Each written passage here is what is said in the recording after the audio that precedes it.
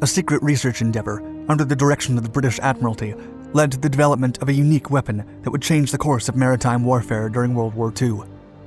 The result of trial and error, this anti-submarine projector turned the tides against the Nazi U-boats and wreaked havoc in the Pacific. Instead of dropping depth charges on submerged submarines and causing damage from hydrostatic shockwaves, a different approach to outperform them was conceived early in the war. The idea was to design a device that would fire spigot mortars ahead of a ship and have them detonate only when they hit a hard surface. Though the original Fairley mortar device was unsuccessful, a new idea sprung from the misadventure, and thus the Hedgehog was born. Named for its rows of launcher spigots, which resembled the spines of the creature when devoid of a load, the Hedgehog would not only redeem the Fairley, but become one of the most feared weapons against the dreaded German submarines.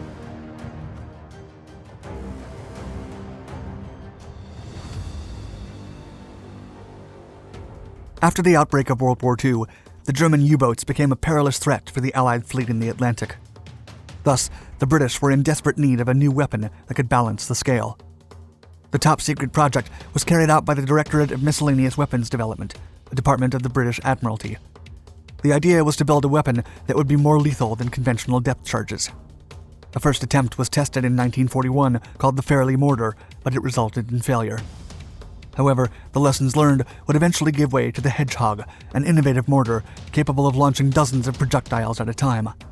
The multiple spigot mortar, or spigot discharger, was first developed by Lieutenant Colonel Stuart Blacker, based on early infantry trench mortars. The concept consisted of a single device capable of launching multiple target warheads of different sizes. As part of the primary weapon, the propelling charge worked against a rod, which was set in a base plate, and then fitted inside a tubular tail stemming from the charge's body. Initially, the concept was used on the Blacker Bombard 29mm spigot mortar, and later the PIAT anti-tank weapon. Thereafter, the principle was adapted for naval use in partnership with the head of military intelligence research, Major Millis Jeffreys. Notably, Jeffreys brought the Blacker design for use in the Army. The Hedgehog could fire a salvo of 24 small bombs directly ahead of a ship. The trajectory was calculated by a mathematical arch projection, with contact aimed within a circular or elliptical area of about 100 feet in diameter at 250 yards. The mounting was fixed at first, but was later replaced by a gyro-stabilized base, which enabled the attacking ship to roll and pitch more freely. Each mortar projectile carried a 35-pound Torpex charge, measured 7.1 inches in diameter, and weighed 65 pounds. The angle of the spigots was positioned for a discharge with a diameter of 130 feet and ahead of the ship by 590 feet. While sinking, the bombs then descended at 33 feet per second, which meant they could reach an enemy submarine at 200 feet in under 9 seconds. Remarkably, the charges would only detonate upon contact with a hard surface, resulting in more immediate and lethal damage to a submarine than depth charges that relied on hydrostatic shockwaves. Fitted at the bow of a ship, the impressive device increased the accuracy of anti-submarine weapons and forced the Nazis to innovate in return.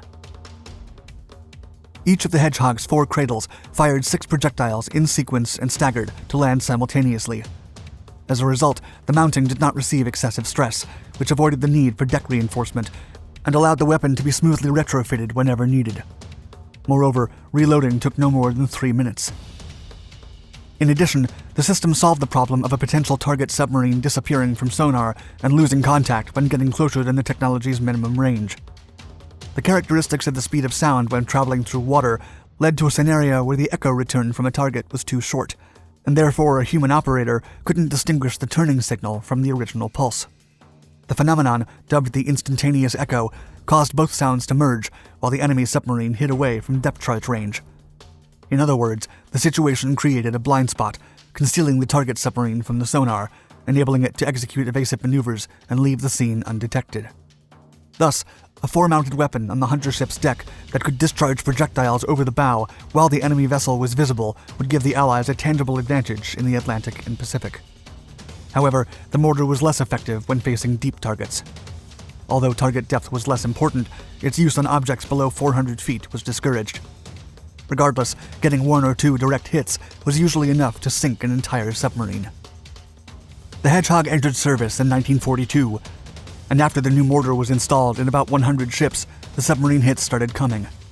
Initially, its success rate was only slightly better than that of depth charges, at about 5%. The launcher was frequently covered in swells and spray in the heavy North Atlantic weather, and incomplete patterns would be fired because of its state, as well as firing circuit problems. This would usually be a notorious reason for discontent among the crew. In early 1943, the Royal Navy employed the Hedgehog so intermittently that an order was issued for captains to report back on why they hadn't used the weapon upon contact with a submarine. Furthermore, the lack of experience and confidence in the Hedgehog contributed to the disappointing results. Consequently, improved training sessions and talks about the correct use of the novel weapon were implemented, and soon the Hedgehog's metrics improved considerably. By the end of the war, it was concluded that 1 in 5 mortar attacks resulted in a lethal hit. In contrast, less than 1 in 80 depth charges had the same result. The new weapon was so effective that the Kriegsmarine implemented an acoustic torpedo program in 1943. The new German homing torpedoes proved effective without using periscopes, allowing submarines to remain undetected and avoid counterattacks. However, the Hedgehog would wreak relentless havoc in the Pacific in mid-1944 due to the skillful crew aboard the mythical USS England. USS England was a Buckley-class destroyer escort named after the Pearl Harbor hero Ensign John C. England. Destroyer escorts were a cheaper and smaller alternative to Navy destroyers, and instead of engaging in fleet battles, they were tasked with the less exciting task of escorting convoys of slower merchant ships across the world's oceans. The humble England had a weight of 1,400 tons and a crew of 186. In contrast to more powerful destroyers, England was armed with 3 3-inch guns rather than 5-inch ones, 12 anti-aircraft guns instead of 20, and 3 torpedoes instead of 10. But among her anti-submarine armament, the Hedgehog stood out. On May 18, 1944, England and 2 other destroyer escorts were directed to intercept a Japanese submarine headed towards the Solomons. The following afternoon, the destroyer escort sonar identified submarine I-16. According to Captain John Williamson, England's executive officer, the ship attempted 4 attack runs over the Japanese to deploy the Hedgehog, but I-16 cleverly outmaneuvered her by following the attacker's course. However, 4 to 6 hits detonated on the 5th attempt, much to the crew's delight. The stern was lifted 6 inches and then plopped heavily. Williamson recalled, quote, "We had with cataclysmic certainty heard the last of one Japanese submarine." Later that month, the Imperial Japanese Navy implemented Operation A-Go, an extreme approach to confront the Americans in one last decisive engagement. To begin with, 7 submarines were to block the northeast side of New Guinea, an expected path for the Americans. The front line of submarines would give the Japanese an early warning, but more importantly, they could sink enough enemy vessels to affect the outcome of the upcoming battle. But unbeknownst to the Japanese, the Americans had cracked their codes and deciphered their orders. Consequently, they sent England and her 2 companions to the Japanese line, smashing them one by one. On May 22nd, USS George detected the Japanese RO-106 submarine cruising inadvertently on the surface. After being illuminated by the ship's searchlight, the submarine dived but struggled to flee. England struck her with a Hedgehog run, marking at least 3 hits. The bubbling in the surface confirmed the end of the enemy vessel. The following 2 days, England destroyed RO-104 and RO-116. Then, on the 26th, a hunter-killer anti-submarine task force reached the small fleet. The takeover allowed the destroyer escorts to head to Manus for resupply. Fortunately, England contacted and sank RO-108 while on the way. After resupplying, England and her companions steamed for the remainder of the Japanese line. Then, on the morning of May 30th, the destroyer Hazelwood spotted RO-105, and several ships joined the hunt, including George and Raby. England, however, was ordered to stay back. Following an entire day of chasing and unsuccessful attacks, England offered to help, but as Williamson remembered, the reply was, quote, "We are not going to tell you where we are. We have a damaged sub, and we are going to sink her. Do not come near us." Suddenly, RO-105 emerged on the surface, directly between the destroyer escorts, blocking their mutual fire. Out of choices, Division Commander Haynes radioed, quote, "Oh hell. Go ahead, England." England then scored between 6 and 10 Hedgehog hits, resulting in a major explosion that ended up with loads of oil and debris floating on the surface. To this day, USS England has the record for most submarines sunk by a single ship, with 6 victims in 12 days. With help from the Hedgehog, out of the 7 Japanese submarines originally lined up, 5 were destroyed, foretelling the end of the Pacific War.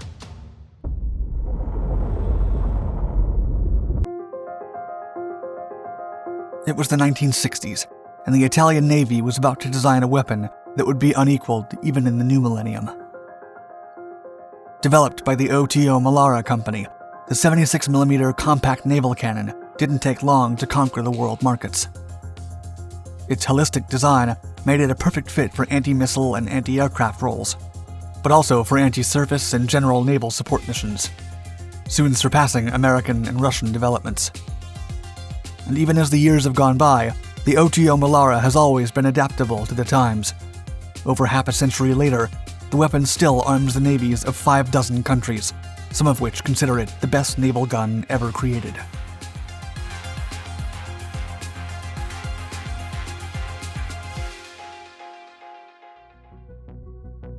The legendary Oto Melara 76mm naval gun was designed by the Italian defense company of the same name in the middle of the Cold War.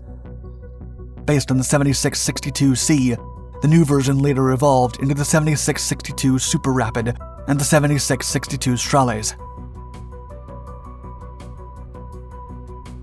The original compact version was the right scale to equip warships of relatively small sizes, and with its high rate of fire, coupled with the ability to fire a wide range of ammunition, it was a capable short-range anti-missile point defense and anti-aircraft weapon system.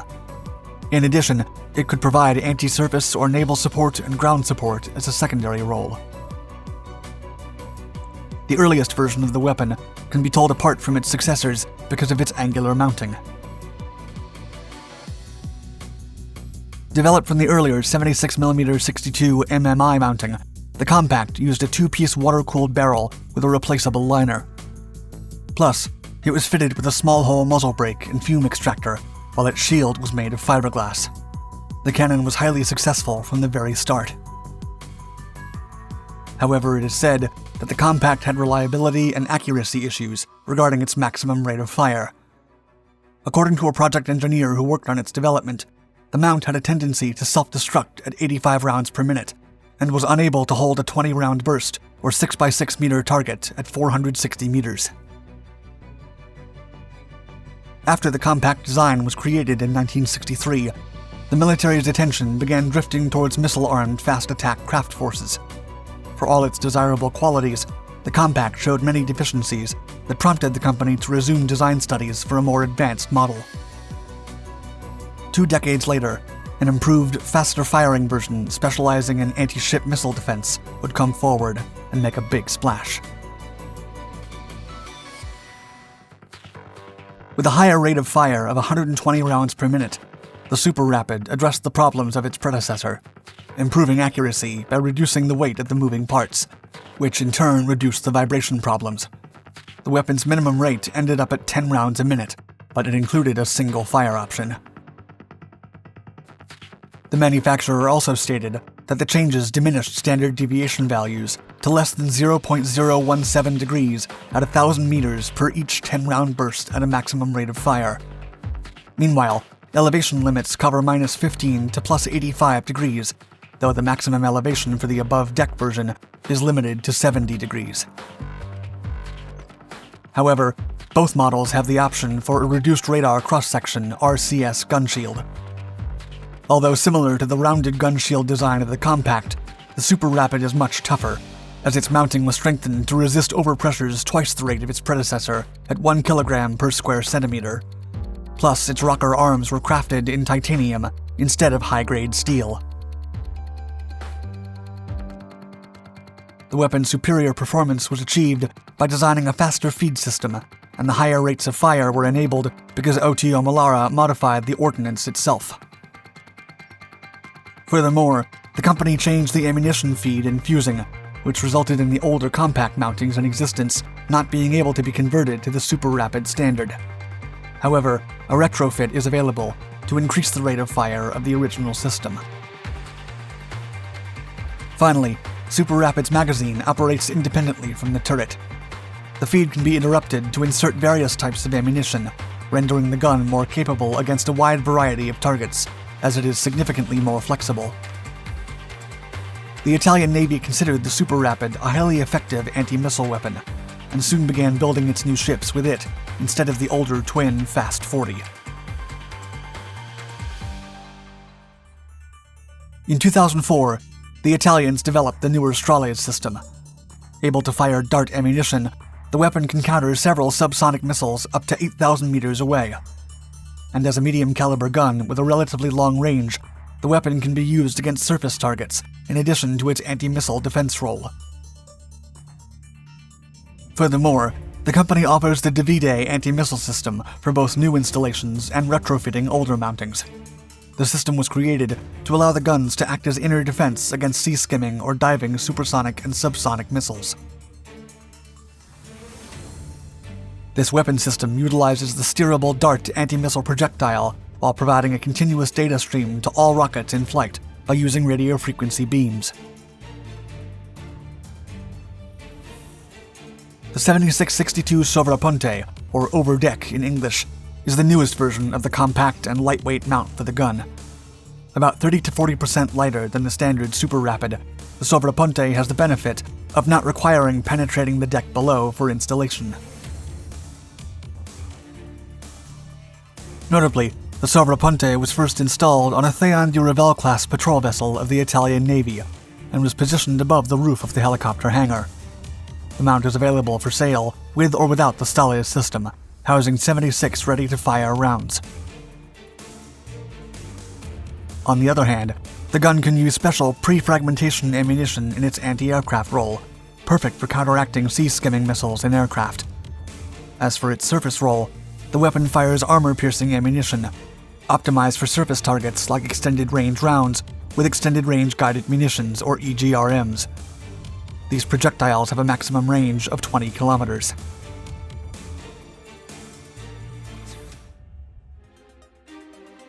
Remarkably, the Super Rapid is still current to this day, and its manufacturer estimates that in combination with the Dardo FCS, the system can engage missiles at about 6,000 meters. Still, the first rounds would arrive on target before that, at 5,500 meters.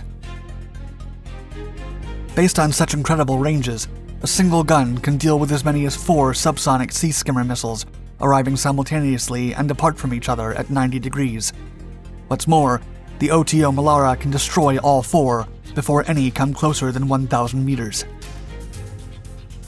The guns have an actual bore diameter of 76.2 millimeters, and in terms of ammunition, they include armor-piercing, incendiary, and directed fragmentation effects projectiles. Besides, the gun can fire a guided round that can reportedly destroy maneuvering anti-ship missiles. Moreover, the system can also be installed in a stealth cupola. Unlike the US Navy's 12.7cm and Italian 127mm guns, the 76mm Oto Melara has the advantage of being able to fire more sophisticated, though smaller caliber, projectiles. Also, the Super Rapid demands a far lower manning requirement to function when compared to the older American 7.62cm and Italian 76mm MMI guns. Another advantage is that it can carry a much larger supply of ready service ammunition, which allows the cannon to fire longer bursts before requiring reloading. Given that both the compact and the Super Rapid mountings are nearly unmanned, they can fire at extremely short notice, not exceeding 5 to 10 seconds from a cold start.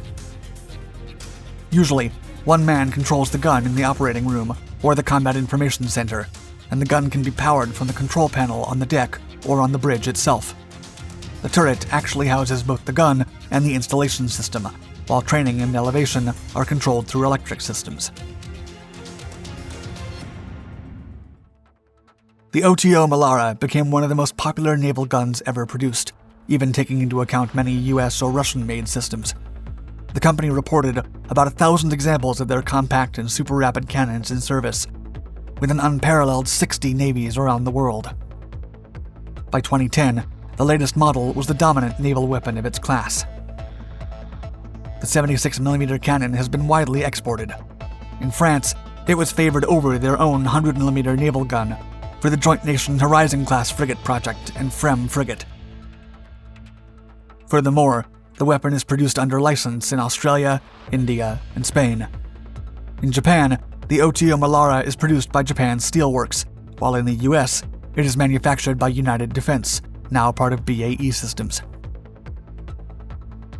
Under the nomenclature of the US Navy, the compact is known as the Mark 75, and US Navy ships use the Mark 92 fire control system, the American version of the Signal M20 series. The The Naval Systems Division of FMC Corporation and the Ordnance Systems Division of General Electric Company competed for the right to manufacture the Mark 75 in the United States. As early as 1975, the NSD, now part of United Defense, won the competition and thus the right to produce the first gun mount in the country, which was delivered in August of 1978. However, from 1981 onward, all orders for production competed between NSD and Oto Melara. Meanwhile, the American Navy has not acquired the super rapid version and reportedly has no intention to do so. Its fleet is equipped with the compact, while newer ships will receive the 57mm Mark 110. Because of its outstanding success, the mountings of many original Oto Melara 76 cannons were reconditioned for use in many new Italian constructions. And depending on the customer's needs, the system costs between $1.5 and $2 million. Ultimately, the gun can arm virtually all kinds of warships, having proved its worth in the seas all around the world for decades, and it doesn't seem to be slowing down anytime soon.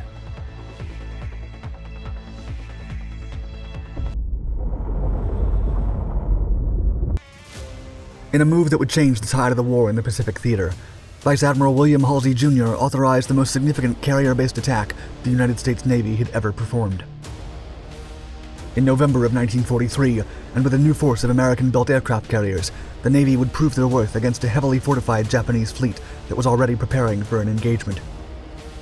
The attack on Rabaul, one of the most important islands in the Solomon chain, was essential to divert attention and forces and protect the crucial Allied invasion of Bougainville. The brutal concentration was also key in finally proving that carrier-based air forces could challenge land-based ones, and failing was not an option.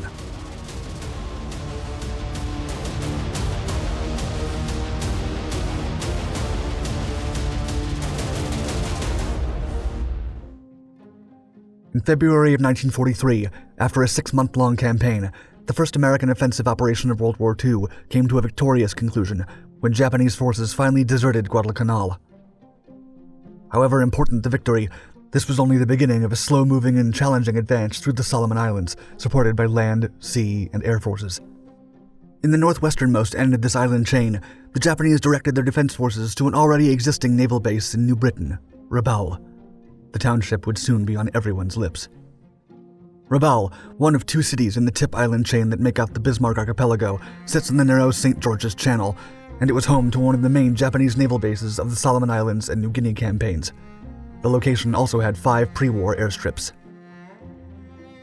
Before becoming one of the major Japanese naval defense bases in the Southwest Pacific, the city of Rabaul was once a picturesque island, located on the banks of one of the region's largest natural harbors. It was this organic harbor and the airfields that interested American and Japanese military planners as both nations geared up for World War II. Even before the grueling attack on Pearl Harbor, the United States Army and Navy began plans to establish a base of their own to oppose Japan's threat to the Netherlands' East Indies Islands, and also to use it as a refueling stop for military aircraft headed to the Philippines.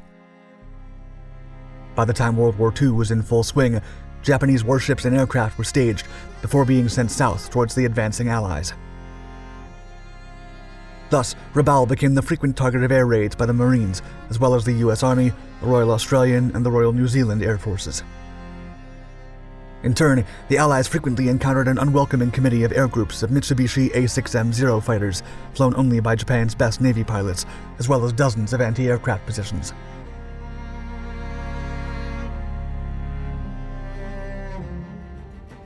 By the fall of 1943, the constant attacks over the fight for the Solomon Island chains began to take their toll on Rabaul's potential and capabilities.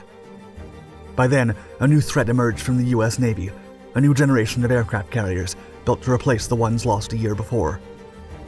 Ready to join the offensive against Japan and the Axis, the aircraft carriers were crewed by intensively trained airmen and sailors who learned directly from the survivors of the vicious battles of Midway, the Coral Sea, and the Solomons.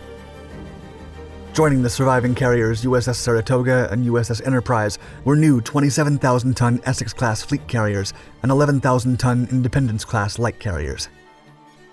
In addition, the new aircraft joining the Navy's Grumman TBF-1 Avenger torpedo bombers and Douglas SBD-4 Dauntless dive bombers were the newly developed Grumman F6F3 Hellcat fighter and the Curtiss SB-2C-1 Helldiver dive bomber. While the latest Allied fleet advanced toward the Solomon Island chain, the commander-in-chief of the Pacific Theater, Admiral Chester W. Nimitz, came up with a new plan to take on Imperial Japan by seizing carefully selected island groups. Despite inflicting only minor damage to the Japanese during modest raids on Marcus Island, Tarawa, Makin, and other small islands throughout August and September, the Navy airmen and sailors gained plenty of knowledge and confidence that would come in handy during their next significant campaign, Rabaul. Meanwhile, sailing from Imperial Japan's main Central Pacific base at Truk Island, 7 heavy cruisers, 4 warships, and a train of troop ships headed towards Rabaul, ready to encounter the Allies.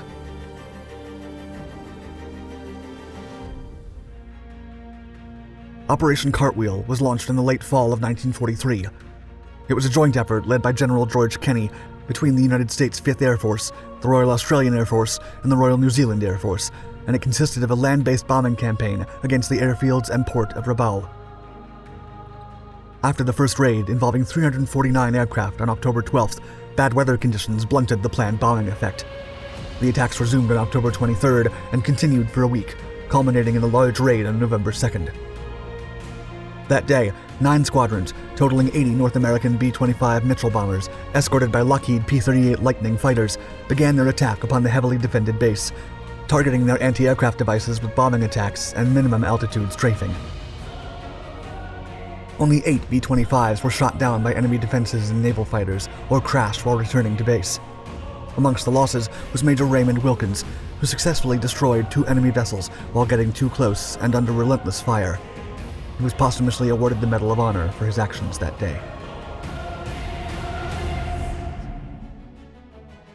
Rabaul was one of the most heavily fortified ports in the war and considered a dangerous hornet's nest, as its 5 airfields were protected with extensive anti-aircraft batteries. Other than the surprise attack on Pearl Harbor, no mission against such an exceedingly protected target had ever been performed using carrier aircraft, as it was widely believed that land-based missions were more effective. The planned bombing of Rabaul was a hazardous mission for both the air and sea crews, and even Admiral William Halsey, who was preparing the Allied invasion of Bougainville, referred to the Japanese cruiser force at the island as, quote, the most desperate emergency that confronted me in my entire term as Commander South Pacific. With the upcoming landings in play, Admiral Halsey sent his 2 carriers, under the leadership of Rear Admiral Frederick Sherman, to steam north during the night to get close to Rabaul and launch a daybreak raid upon the heavily protected base. By daybreak on November 5th, 1943, Task Force 38 was only 220 miles away from Rabaul and steaming ahead.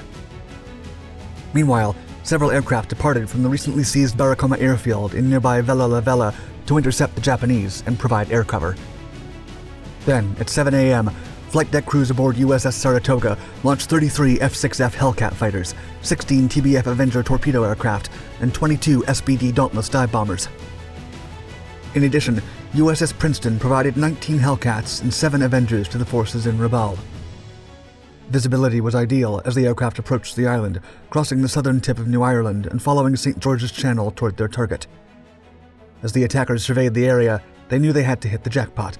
6 Japanese heavy cruisers were moored in Simpson Harbor, and other targets, including 3 light cruisers, 11 destroyers, and dozens of freighters, were also in the area. Some of them were refueling, and others were riding at anchor. The American pilots had orders to swoop from the north for a fast strike and then bolt back to the carriers, with the specific intention to do as much damage as possible on as many ships as possible instead of only sinking a few. Approaching the island behind the cover of a weather front, Rear Admiral Sherman launched all 97 available aircraft against Rabaul. The daybreak bombing of Rabaul was followed by a raid with 27 B-24 Liberator heavy bombers, escorted by 58 P-38s an hour later. The following day, most of Imperial Japan's standing warships left Rabaul and headed to a nearby base to be repaired and stay away from further Allied airstrikes. A severe threat had been neutralized with the bombing of Rabaul, and as carrier crews counted aircraft and airmen after the daytime attack, the top military officers realized how well the carrier-based sortie had worked. Out of the entire force, only 6 American aircraft were missing, while several others set down in the water, bringing the total cost to 9 aircraft and 14 casualties.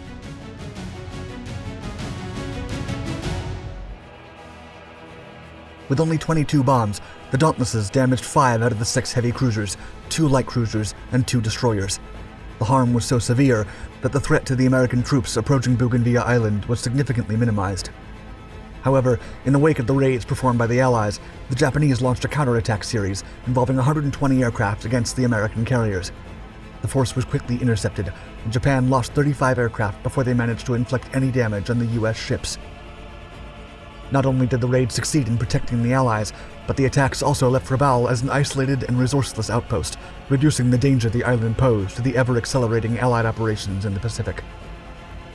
The carrier raid on Rabaul helped cover the capture of Bougainville and Buka, and finally brought Rabaul into the range of land-based Navy and Marine Corps tactical bombers for the first time during the war. These operations set the stage for the pacification campaign intended to neutralize Rabaul, beginning less than 2 months later on December 17th. The success of the bombing at Rabaul ended the previously strong belief that land-based forces were more potent than carrier-based ones, and effectively trained carrier-based air forces, like the men that bravely fought in Rabaul, are still a stalwart reminder of what exemplary planning, organization, and execution can achieve.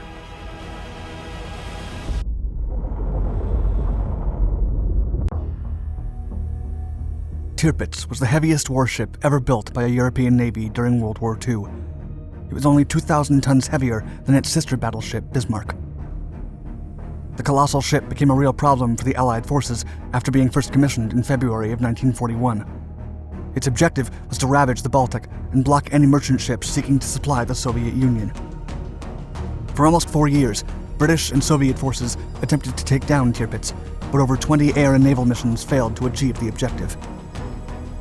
It wasn't until November of 1944 that the British launched an ambitious operation with over 100 aircraft to sink the German battleship for good. Still, Tirpitz refused to go down without putting up a fight.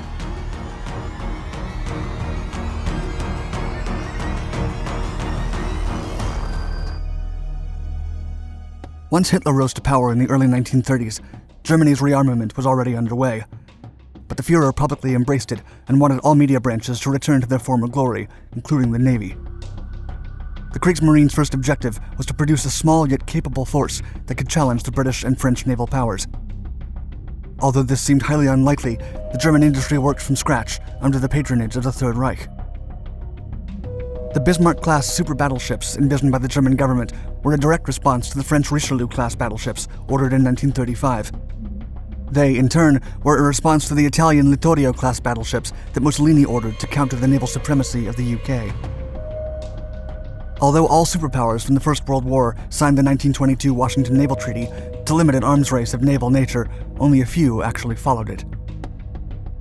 The treaty established a tonnage limit for naval vessels, but it was repeatedly altered to fit the interest of the Allied victors. Bismarck and its sister ship Tirpitz initially fell within the 35,000-ton limit imposed by the Washington Treaty, but they increased their weight with later modifications. When Japan left the treaty in 1937, the tonnage limit was increased to 45,000 tons, and all global powers took advantage and modified their war vessels. On April 1, 1939, Hitler introduced Kriegsmarine Chief Erich Raeder to the military staff during a gala ceremony aboard the Scharnhorst, a new battlecruiser anchored at Jade Bay in Wilhelmshaven. The Führer also took the opportunity to present their newest and most powerful battleship, Tirpitz. Europe's heaviest and largest battleship ever built by then paid homage to Grand Admiral Alfred von Tirpitz, who had served in the Kaiser's Navy from 1898 until the German surrender in 1918. During the ceremony, Hitler discussed Plan Z with Admiral Raeder. Its objective was to expand the Navy so that it could finally challenge the British and French fleets. Both men dreamt of building a naval force of 10 battleships, 4 aircraft carriers, 15 pocket battleships, 250 U-boats, and more than 100 destroyers and cruisers. The plan was achievable, but only in the long run. Experts calculated that the fleet would not be completed until 1948, and the Führer was delighted. Still, Hitler did not expect Britain or France to declare war on Germany after the annexation of Poland, but that's precisely what happened on September 3, 1939. The Kriegsmarine was not even at its minimal combat readiness when the war broke out, and there was no way Germany could beat the enemy fleets in a conventional manner. Admiral Raeder only counted with the 15-inch gun battleships Bismarck and Tirpitz, 3 11-inch gun pocket battleships, 2 8-inch gun heavy cruisers, 2 11-inch gun battle cruisers, 34 destroyers, and over 60 U-boats. Still, the Kriegsmarine would wage war against its enemies with all its might, and Bismarck and Tirpitz would be remembered for it. Tirpitz weighed 42,900 tons when empty and up to 52,600 fully loaded. It had a length of 251 meters, a beam of 36 meters, and an approximate draft of 10.5 meters. Tirpitz was powered by a 160,793 horsepower Brown Bavarian Company geared steam turbine triple-screw propulsion system. Steam was provided by 12 oil-fired Wagner superheated boilers, which gave the Tirpitz an average top speed of almost 31 knots. Armament consisted of 8 15-inch guns housed in 4 twin turrets. Each had a range of 35 kilometers. One pair was placed forward and the other at the rear. The turrets were called Anton, Bruno, Caesar, and Dora. The 4 15-inch guns turrets were protected from enemy fire by 360mm thick steel in the front and 220mm thick steel in the sides. Secondary armament consisted of 12 5.9-inch guns and 6 double turrets placed along the ship, 16 4.1-inch guns, and over 28 37 and 20mm anti-aircraft guns that would later be upgraded to a total of 58. Tirpitz also carried 4 Arado AR-196 seaplanes for recon missions and anti-submarine warfare. One of the last upgrades featured 8 above-water torpedoes installed in 2 mounts on each side of the ship. Its main belt consisted of 320mm of thick steel to protect it against enemy fire. Additionally, it was covered by 2 decks of 50 and 100mm of steel. Before being commissioned in February of 1941, the Royal Navy attempted to sink Tirpitz while it was undergoing sea trials in the Baltic, but the aircraft failed to score any hits. After Bismarck was sunk on May 27, 1941, the Kriegsmarine opted to only use Tirpitz for operations in Norwegian waters and always near the shore, where German gun emplacements and airfields could cover it in case of combat. Tirpitz set sail for the Norwegian fjords in January of 1942. It was manned by a crew of almost 2,000 sailors and 100 officers. However, the British had already deciphered the Enigma machine by then and were able to track down the German battleship. In February, Tirpitz had its first taste of combat during a deceptive maneuver to lure British ships out of the English Channel so that a German fleet could return safely to port. This would be nothing compared to what was to come. In March of 1942, the Royal Air Force unsuccessfully launched a series of attacks to damage Tirpitz, resulting in the loss of over 10 RAF aircraft at the cost of 3 German aircraft. After many failures, the British decided to change its hunting strategy and sent a Frogman squad to deploy 2 Mk1 Chariot torpedoes. They never reached the target because they broke free from their tow hooks. On September 7, 1943, the Führer sent Tirpitz and a task force of 9 destroyers to attack the Norwegian Spitsbergen naval base and destroy the Allied weather stations installed there. This mission became the only time that Tirpitz fired its primary 15-inch guns. The 50 shells fired tore apart the enemy installations. Moments later, a German battalion captured the region, and several Iron Crosses were awarded to the ship's crew. Weeks later, the British sent 10 new X-craft midget submarines to drop mines and damage Tirpitz's hull. Only 3 U-boats breached the battleship's defenses, but they were destroyed by depth charges. Still, 2 mines damaged one of the ship's 15-inch guns, an oil tank, and 2 Arado planes. The flooding was contained, and Tirpitz returned to Norway for repairs. When the battleship returned to action on April 2, 1944, more than 100 British aircraft attacked it and managed to land 15 hits at the cost of 4 aircraft. 500 sailors lost their lives, and the superstructure was damaged. In June of 1944, the British attempted further air attacks, but Tirpitz refused to go down again. Tired of constant failure, the Admiralty assigned the Royal Air Force Bomber Command to get rid of the German Colossus once and for all. Bomber Command decided to use the new 12,000-pound Tallboy bombs to destroy the Tirpitz. These bombs had proven reliable to destroy concrete bunkers and could also tear through reinforced steel. In September of 1944, a force of 25 Lancaster aircraft carrying Tallboy bombs departed from a Soviet base in Yagodnik to attack Tirpitz. One bomb hit the bow, penetrated it, and went through the deck and keel. Water flooded the bow, but Tirpitz survived. Bomber Command could not believe it. The ship appeared to be invincible. On September 29th, another strike damaged the Tirpitz's rudder and shaft. The Kriegsmarine then built a large sandbank around the battleship in Tromsø to prevent capsizing.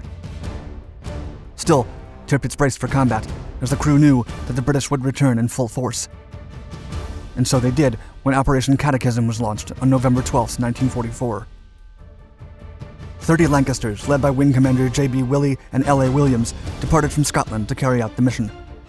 The aircraft flew above radar detection range and only went down when they sighted Tirpitz. The German crew attempted to contact a Luftwaffe airbase at Bardufoss for immediate air support, but they couldn't reach through. No German aircraft showed up. All of Tirpitz's anti-aircraft guns opened fire with the support of shore batteries to take down as many aircraft as they could. But before they knew it, 2 tallboy bombs hit the deck. A yellow flash, followed by a massive cloud of smoke that rose up to 100 meters, indicated that the ship's ammunition had exploded. This was more than enough to take down the beast of the 7 seas. 10 minutes later, Tirpitz's port list had turned to 60 degrees, and the crew began to abandon the ship.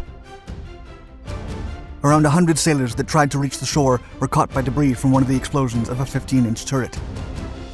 Of the 1,200 crew members, only 82 were saved when a rescue unit cut through the battleship's hull and prevented them from drowning.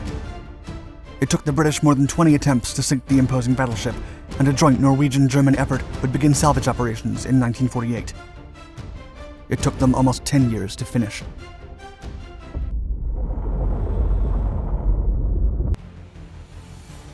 Days after countless North Korean soldiers poured onto South Korean soil, U.S. President Harry S. Truman urged the Pentagon to take any necessary action to assist their beleaguered capitalist allies in the Far East. Supported by Soviet-supplied T-34 tanks and Yak and Stromovic warplanes, the invasion from the north wiped out the unassuming southern defenses as discreet boats from the North Korean People's Army infiltrated troops along the South Korean shore. Meanwhile, American air and sea power began to intervene on behalf of the South, operating from nearby bases in Japan.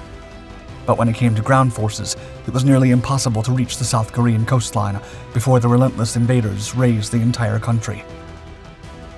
Nonetheless, there was one option. The southeast port of Busan could stand its ground until reinforcements arrived. But if not for a humble patrol boat on the first night of the invasion, the critical port would have been the first to fall.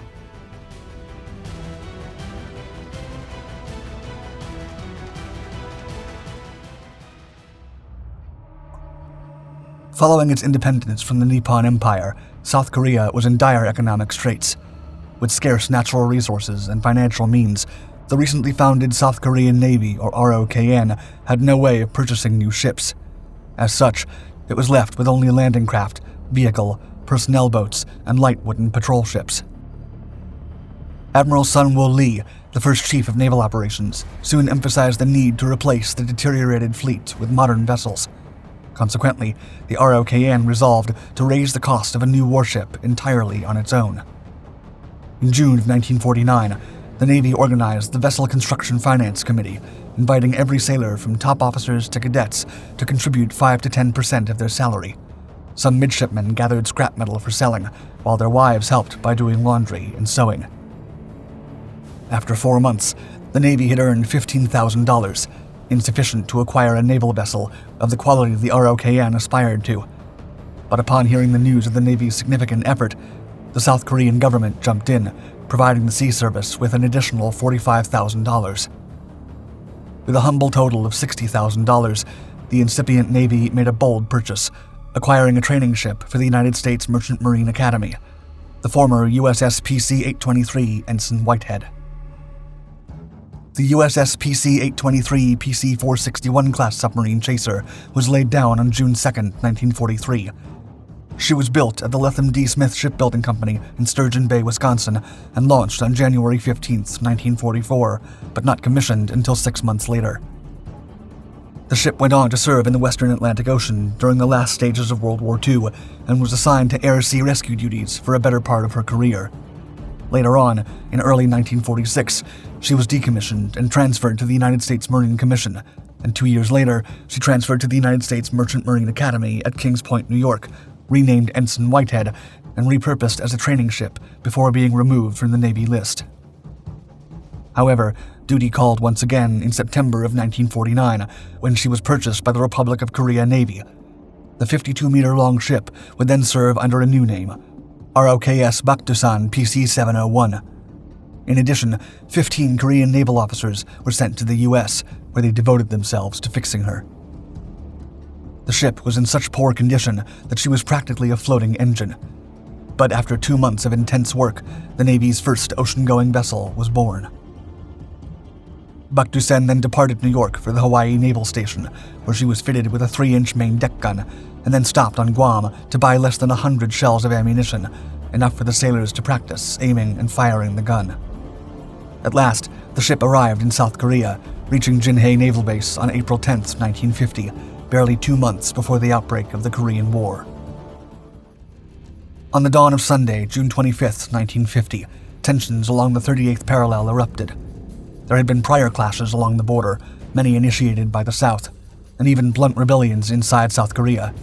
However, with both the democratic government in Seoul and the socialist government in Pyongyang claiming to be the sole legitimate rulers of a unified Korea, their opposing ideals inevitably led to war. As such, the temporary border now became the battlefield. Soon, the Korean People's Army crossed the 38th parallel, justifying the assault by arguing that the Republic of Korea's troops had struck first. Perhaps more interestingly, they sought to arrest and execute a so-called bandit and traitor, South Korean President Syngman Rhee. In truth, not even the CIA nor the United Nations expected an imminent invasion, mistakenly interpreting the movement of North Korean troops as defensive measures. In the words of American General William Lynn Roberts, commander of the Korean Military Advisory Group, any North Korean invasion would provide the South Korean trainees with, quote, target practice. However, when the invasion did occur, it was massive. The North Koreans were armed by the Soviets and reinforced by Chinese troops and veteran People's Liberation Army units. Moreover, they had undergone rigorous training, which conferred them military superiority over their southern neighbors. At the outbreak of the war, the North Korean army had up to 200,000 troops minutely organized into 10 infantry divisions, 1 tank division, and 1 Air Force division, not counting reserve forces and equipment. In contrast, the South Korean military was not only unprepared, but ill-equipped. Regarding the navies, both sides possessed only small warships and would play a critical role as seaborne artillery for each of their ground forces. Even so, the purchase of the $60,000 ship would prove, as military analyst Sebastian Roblin put it, quote, one of the most timely and cost-efficient investments in the history of naval warfare. During a late-night patrol into the early morning of June 26th, less than 24 hours after the North Korean invasion began, Captain Nam Choi was in command of the subchaser Bak Du San on the South Korean eastern coast, tasked with keeping a lookout for infiltrators. Abruptly, an unidentified ship appeared on the horizon. The crew spotted an unknown vessel approximately 20 miles from the critical harbor of Busan, which was in a poor state of combat readiness. Bak Du San then challenged the mysterious ship using signal lights, but she did not respond. The crew then turned the chaser's searchlights towards the intruder, exposing a 1,000-ton steam-powered merchant freighter with an estimated 600 to 1,000 soldiers from the North Korean 766 Infantry Regiment crowded on her decks. The infiltrators responded by firing heavy machine guns mounted on the freighter's decks, striking the bridge and taking down the subchaser's helmsman while severely injuring another crew member. In retaliation, the subchaser returned fire and engaged in a duel with the North Korean steamer, which frantically attempted to flee north. According to veterans of PC-701, to increase accuracy and penetration, the defenders charged forward to within 400 meters of the freighter. In the end, Bak Du San blasted her brand-new 3-inch gun for the first time. When the defenders opened fire with their 3-inch gun and 6 50-caliber machine guns, the North Korean soldiers threw themselves overboard to dodge the assault. They then attempted to swim toward the subchaser and come aboard. The crew of Bak Du San quickly repelled the incoming waves of enemies with semi-automatic M1 Garand rifles, successfully preventing them from taking over the chaser. Ultimately, the combined firepower was enough to sink the steamer between Busan and the nearby Tsushima Island. This marked the modern Republic of Korea's Navy's first battle, which would go down in history as the Battle of Korea Strait. Interestingly, the enemy steamer was a former U.S. ship purchased by South Korean sympathizers of the communist regime for service in North Korea's novice Korean People's Navy. Following her extraordinary participation in the Battle of Korea Strait, Bak Du San was deployed in several more battles during the war, namely the Incheon landing. After the Korean War, she was retired and dismantled, leaving behind a legacy of honor. If it had not been for the timely position of the PC-701 near the port of Busan and the gallant performance of her crew, despite their modest training, it's likely the crucial port would have been taken.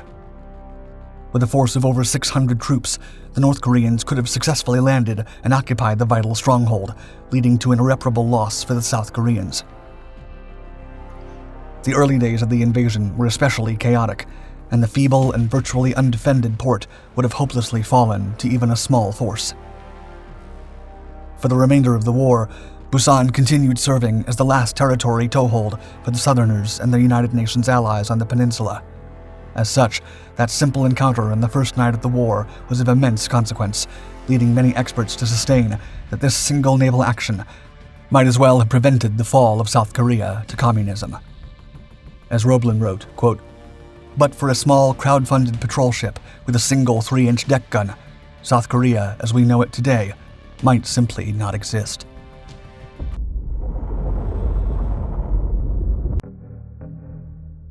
In September of 2021, a Russian expedition searching for radioactive waste pinpointed the exact location of the reactor compartment of the troubled Soviet submarine K-19, 60 years after she was deliberately thrown overboard in the Kara Sea. K-19 was Moscow's first nuclear-powered ballistic missile submarine and was launched in 1959 as the Russians' answer to the USS Nautilus. However, her production and testing were so rushed that even her captain did not believe she was fit for combat. 2 years later, during her first ever mission in the North Atlantic Sea, K-19's nuclear compartment suffered a malfunction. Already considered one of the unluckiest vessels to ever serve any nation, and without a backup coolant system while hundreds of feet underwater, Russia's mighty vessel was now on the verge of turning into a nuclear bomb.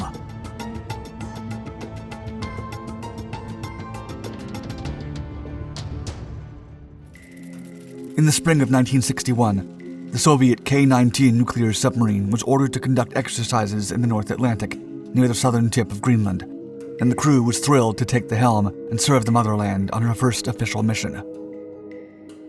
On July 4th, while in the middle of a maneuver, the submarine suffered a malfunction when her previously damaged coolant pipe burst.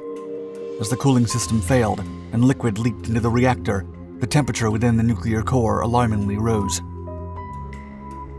Because the submarine had been launched so quickly into her first mission, she was not fitted with the backup system.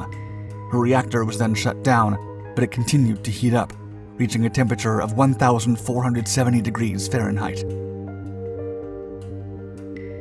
Unless urgent measures were taken, the nuclear reactor would explode, causing more extensive damage than the bombs of Hiroshima and Nagasaki. And while a reactor meltdown inside a submarine is already a significant threat for her crew, K-19 held more importance than usual. As she was operating near one of the NATO bases in the Atlantic Ocean, an explosion, however accidental, could lead the United States and the Allies to believe the Soviet Union was attempting to start a full-blown nuclear war. Moreover, there was no way of contacting their superiors for advice on the situation, as the long-range radio system also broke.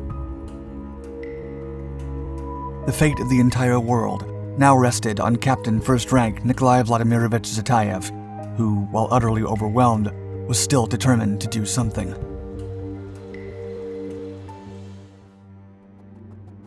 Captain Zatayev's first order of business was to abort the mission and direct the submarine south, in hopes of encountering a friendly submarine in the vicinity. And with no coolant system to stop the submarine's nuclear reactor from overheating, he asked for volunteers to break into the reactor compartment and fix the leak. Lacking sufficient protection gear, and with only a few naval raincoats and gas masks, the entire crew knew that whoever volunteered for the task would not come back. Still, 22 brave sailors raised their hands. During the crew's opening of the sealed reactor room, radioactive steam was released and sucked up by the ship's ventilation system, putting everyone at risk of radiation poisoning. The volunteers had no time to lose. After Zatayev organized the sailors into several teams of 3 men, he ordered the engineers to head directly into the reactor room and create a makeshift cooling system, cutting one of the valves on the reactor and connecting it to the drinking water supply on board. The teams would run into the compartment, work for only 5 to 10 minutes, and then run out to reduce the radiation exposure to a minimum. Racing against the clock, the volunteers opened the compartment's door and headed right into nuclear gases. In 1957, Russia launched Sputnik 1, the first artificial satellite, into orbit, putting the Soviet Union ahead of the United States in the space race. Still, the Soviets were behind in the nuclear-powered arms race, particularly under the water. To catch up, the Soviet Union began developing its first ballistic missile-equipped nuclear submarine in 1958.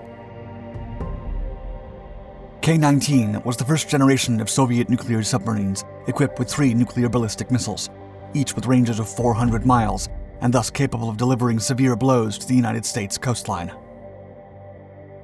The K-19 submarine, capable of operating at a maximum depth of 490 feet underwater, was completed on November 12, 1960. And while she was undoubtedly a major technological advancement for the Soviets, the construction was incredibly rushed, as the Russians were determined to build a nuclear submarine fleet that would rival the United States as soon as possible. The frantic pace in the development of the K-19 submarine led to sloppiness and shortcuts, and the quality of workmanship was compromised to speed up the launching. In 1959, 2 accidental explosions and poisoning mishaps caused 8 casualties. During construction, as the builders hurried to finish the project, a welder let hot solder drip into a coolant pipe that led the substance into the reactor core. As a result, the pipe suffered a microscopic crack that went unnoticed. It would later prove disastrous. As the K-19's mechanics complained about the proceedings, the top brass told them that the reactor was already too complex to do anything more about it. After the submarine was deemed seaworthy in 1959, the Soviet Navy held a christening ceremony to celebrate the nation's newest technological achievement. Going against naval tradition, a woman was chosen to break a champagne bottle against the vessel before she launched. However, as the lady swung the bottle against the submarine's stern, the champagne bounced off, unbroken. For the superstitious sailors, the bad omen was one of the significant clues that hinted at a troubled future.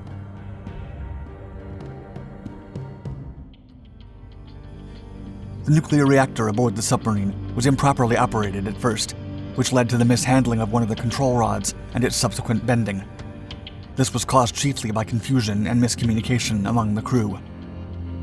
The ensuing repairs delayed the submarine's first mission, and some of the crew members involved in the incident, including the ship's captain, were demoted. As the K-19 crew was being drawn up once again, the comrade chosen to command the Soviet Union's latest technological marvel was Nikolai Vladimirovich Zhetayev. An ambitious and capable officer, Zhetayev received an early promotion to captain during his defense of the Soviet Union in World War II.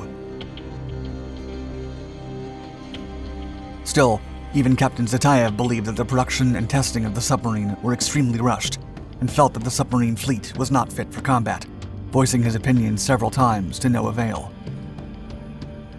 Despite K-19's questionable quality, the ship was in the global spotlight due to the arms race, and with the eyes of the entire world placed on Russia, several high-ranking officials decided to ignore all the problems. The submarine was then commissioned on April 30th, 1961. The 139-sailor crew of the most advanced Russian submarine of the era had mostly served on diesel submarines, and were now part of one of the most elite naval teams in the entire Soviet Union. In addition, the submarine also hosted missilemen, reactor officers, torpedo men, doctors, cooks, stewards, and several observing officers. As the volunteers stumbled out of the nuclear reactor room on July 4th, 1961, just minutes after entering, it became clear that the exposure was too much for a human to handle. Thankfully, the team's provisional cooling system was working. Soon, a United States Navy destroyer picked up the K-19 short-range distress call. The American ship began to shadow the submarine and even offered to help. However, Zhetayev was afraid he would be deemed a traitor back in the motherland and refused. Despite the captain not wanting the Americans to get a hold of the Soviets' first-ever nuclear submarine, his crew was becoming anxious as time dragged on, and Zhetayev was running out of options. Luckily, an S-270 Russian vessel appeared on the horizon at the last minute. The crew was later evacuated to the diesel-powered submarine, and K-19 was towed back to base on the Kola Peninsula. Nevertheless, the engineering team had been significantly exposed to radiation doses in the form of noxious gas and steam while installing the makeshift device. And while a complete disaster was averted by the brave volunteers that saved K-19, it cost them their lives within 2 years. K-19 was back in service a few months after the incident, but the Soviet Navy dumped the radioactive compartment into the Kara Sea. Still, bad luck would follow the submarine wherever she went. In November of 1969, K-19 was involved in a collision with the American submarine USS Gato in the Barents Sea and suffered heavy damage. 3 years later, a fire resulted in 32 casualties, and in 1992, the submarine secured her reputation as a cursed ship, earning the nickname Hiroshima. Then, in 1990, with her bad luck mounting and with Russia crumbling into pieces, Hiroshima was finally decommissioned. Before the fall of the Soviet Union, K-19's fate was a closely guarded secret, but Western intelligence was still aware of many rumors. The Soviet crew members had been sworn to secrecy, and they were expected to lie to doctors in routine checkups even decades later.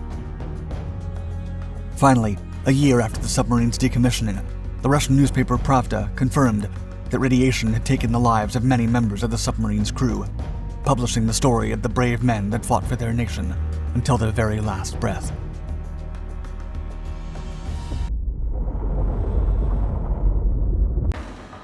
If the Japanese Navy had one shot to crush the Allies and seize control of the Pacific, it was now or never.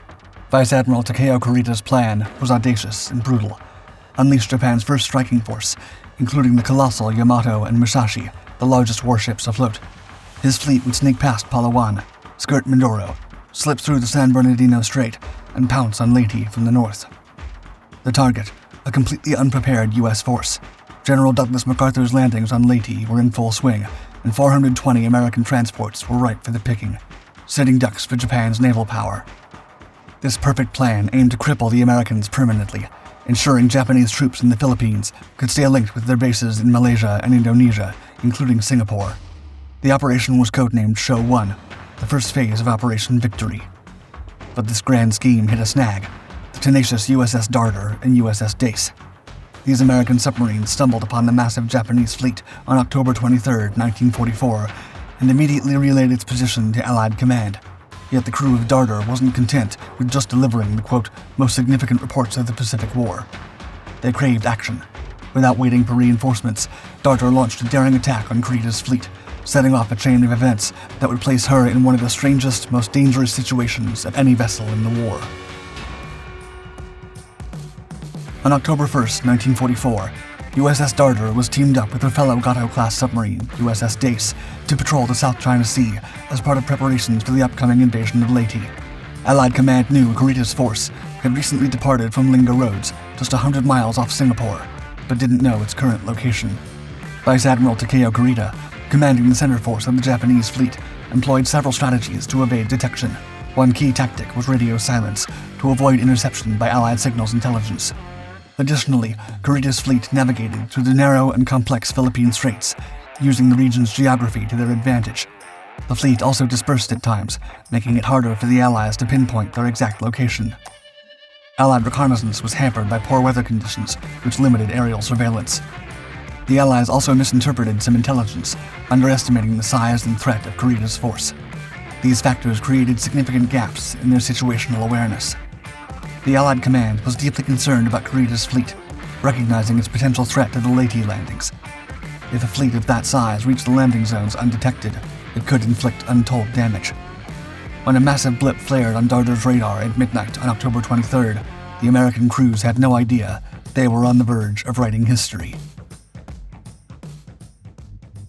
The radar operator initially mistook the contact for a rainstorm near the southern entrance of the Palawan Passage, close to the Philippine Islands. However, he soon understood the true nature of the signal.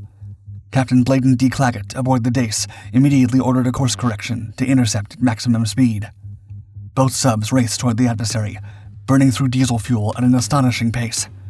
a U.S. Navy fleet submarine was a surface ship with submerged propulsion capabilities. According to Executive Officer Rafael Benitez, quote, "Minutes later, the radar scope gave us a beautiful picture of many ships, and once again we knew that this was no ordinary convoy." The radar aboard Dace was out of commission for about half an hour, but Darter remained in contact with both the enemy and Dace. The submarines were close enough for their bridge watches to communicate by loudspeakers. Darter also sent reports of Japanese contact to Rear Admiral Ralph W. Christie, who commanded Submarine Southwest Pacific, an area encompassing the waters around Australia, New Guinea, the Philippines, and the Dutch East Indies. Admiral Christie transmitted this information to Admiral Halsey, commander of the U.S. Third Fleet, off the Philippines. After Dace's radar was fixed, the operators saw 11 big cruisers and 6 destroyers in 2 columns of enemy combatants. With no picket destroyers advancing ahead of the main force, the task force was sailing northeast at a speed of around 16 knots. Throughout the early hours of the morning, Darter kept reporting the enemy's position and speed. Darter's commander, Captain David H. McClintock, even provided the enemy's zigzag pattern. Curiously, the picket destroyers were still absent, even though the Japanese must have known that American submarines were in the vicinity. The 2 submarines planned to shadow the enemy through the Palawan Passage, a 25-mile-wide channel marked by uncharted reefs, ominously known as the Dangerous Ground. At first light, after establishing visual contact, they would launch a torpedo attack. Targeting General Douglas MacArthur's landings on the island of Leyte, Admiral Kurita's task force was making its way into the Palawan Passage on its route to Leyte Gulf. MacArthur's U.S. Sixth Army landed in Leyte on October 20th, accompanied by 157 warships and a vast American flotilla of 420 transports. The landing at Leyte was the crucial first step in the Allies' campaign to liberate the Philippines, a region of immense strategic importance. To surprise the landing forces, Kurita planned to stealthily move several Japanese fleets through the Philippines' narrow straits and passages. He would approach Leyte from the north, while Admiral Shoji Nishimura's force would enter Leyte Gulf from the south via the Surigao Strait. Vice Admiral Kiyohide Shima's force of 3 cruisers and 4 destroyers would reinforce Nishimura from the north. In the event that the strategy was successful, these units would gather in Leyte Gulf at first light on October 25th, dealing a devastating blow that would end America's Pacific War. However, Kurita, Nishimura, and Shima were unaware that their plan had already been compromised. Darter detected Kurita's fleet and continuously updated Allied command on their movements. Receiving Darter's information was a huge relief for American naval intelligence. Naval historian Samuel Eliot Morrison noted that Darter's radio messages were, quote, the most significant reports of the Pacific War. But USS Darter had no intention of waiting for backup. General MacArthur knew an attack was coming and prepared his forces to meet it. However, the 2 American subs wouldn't waste any time if they could deal some damage to the Japanese fleet. At 4:30 a.m. on October 23rd, the submarine Darter lay in wait 20,000 yards ahead of Admiral Kurita's port column, led by his flagship cruiser Otago. Meanwhile, Dace maneuvered into position to strike the starboard column. By 5 a.m., both crews were at battle stations, ready for action. Inside the submarines, the Target Data Computer, or TDC operators, requested the range of their chosen targets. Once provided, the TDC operators entered the data, configuring the torpedoes for the captains. At 5:32 a.m., Commander McClintock of Darter seized the moment, launching 6 bow torpedoes at Otago from a perilously close range of 980 yards. The torpedoes sliced through the water, striking the cruiser with brutal efficiency. 4 of the 6 torpedoes detonated against their target, their explosions reverberating through the hulls of both Dace and Darter. Unable to resist, McClintock glanced through the periscope and witnessed the devastation. He later reported, quote, "Whip periscope back to the first target to see the sight of a lifetime. The cruiser was so close that all of her could not be seen at once with the periscope in high power. She was a mass of billowing black smoke from number 1 turret to the stern. The cruiser was already going down by the bow." Otago, Kurita's flagship, was sinking fast. By 5:40 a.m., the sound of the ship breaking apart echoed within Darter's pressure hull. 13 minutes later, Otago slipped beneath the waves, bow first, taking 360 officers and men to the depths. Admiral Kurita and his staff survived, but were forced to jump overboard and swim to rescue ships. Rear Admiral Matome Ugaki, commanding the battleship Yamato, took command of the task force until Kurita could regroup and reassume command. By this time, McClintock had already unleashed the remaining torpedoes from his stern tubes at the heavy cruiser Takao. At 5:34 a.m., 2 of the 4 torpedoes struck their target, ripping off the rudder and 2 propellers and flooding 3 boiler rooms. The deafening explosions convinced Darter's crew that Takao had been sunk. However, the Takao-class cruisers were notorious for their resilience, their triple hulls making them incredibly difficult to sink. Takao, though heavily damaged, managed to stay afloat. Escorted by destroyers, she limped toward the naval base at Brunei at a mere 5 knots, surviving, but effectively removed from the imminent clash. Watching from his periscope on board Dace, Commander Claggett saw Takao list severely and Atago sink. He famously remarked, quote, "It looks like the 4th of July out there. One is sinking, and the other is burning. The Japs are firing all over the place. What a show." After the celebration, Claggett turned his attention to the enemy's starboard column and ordered his crew to prepare for a setup. He allowed the first 2 ships to pass before locking on to the third, which appeared to be a Congo-class battleship. Unbeknownst to him, his actual target was the heavy cruiser Maya. The fire control officers quickly calculated ranges, bearings, and angles on the bow. Benitez relayed his data to Claggett. When the target was perfectly positioned, Claggett ordered all 6 bow torpedoes fired, mirroring McClintock's earlier salvo aboard Darter. Benitez later recounted, quote, "The offensive phase was over. Now it was time to start running." Claggett commanded, quote, "Take her deep." As Dace began her dive, the submarine was rocked by violent explosions, as if the ocean itself were erupting. 4 of Dace's torpedoes had struck Maya, each carrying over 600 pounds of explosives. Dace emerged unscathed, but Maya was obliterated, sinking instantly. Aboard Yamato, Admiral Ugaki witnessed the fiery demise of the cruiser. The cacophony that had reverberated through Dace was the sound of Maya's bulkheads imploding as she plunged to the ocean floor. In a few seconds, the fury of the Japanese Navy came bearing down on the bold American submarines and their crews. Depth charges exploded all around them, with several destroyers darting above. The soundman gave a running narrative of the chaos above, quote, "The destroyers sounded like an electric razor at work on a 2-day beard."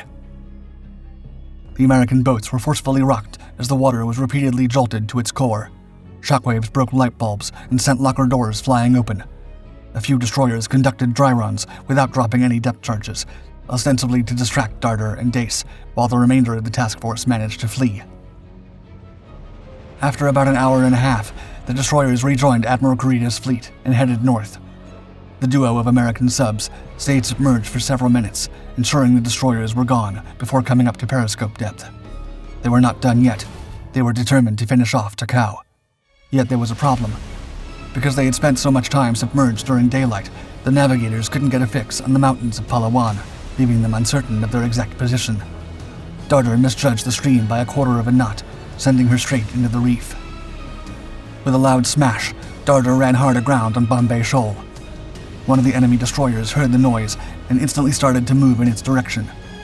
Fortunately, the warship was unable to identify what had occurred, sparing the stranded submarine and its crew. It turned away after getting as near as 12,000 yards. The crew attempted to lighten the boat by throwing anything movable overboard, including food and furniture, and even firing the stern torpedoes, but to no avail. Commander Claggett needed to give up on Takao and rush to Darter's aid. He quickly became aware of how serious the situation was. Quote, "She was so high that even her screws were out of the water. She seemed like a ship in dry dock." It was obvious that Darter would never be able to leave the reef. The crew started trashing essential equipment and setting confidential papers on fire. McClintock set up Darter's detonation charges to keep American destroyers from enemy hands in worst-case scenarios. In a desperate dash, the Darter's crew began transferring to the Dace amid fears of being discovered by an enemy destroyer or aircraft. After a tense countdown, only one small detonation occurred, causing no observable damage to Darter. They had to destroy the ship.